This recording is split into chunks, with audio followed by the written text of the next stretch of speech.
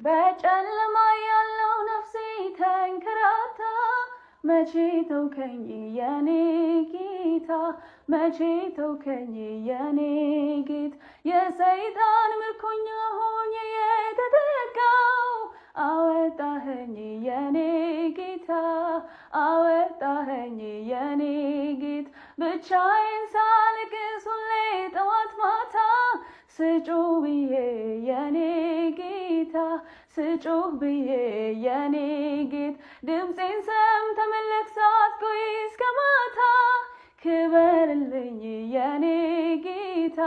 ክበርልኝ የኔ ጌታ እኔ ያልዘመርኩ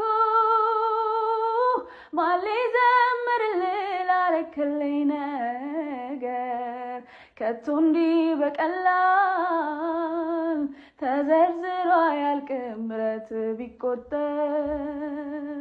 ትንሽ ከቀለለኝ ብዬ እንጂ አያልቅም ብዘምር ባወራ ስላረከው ታምር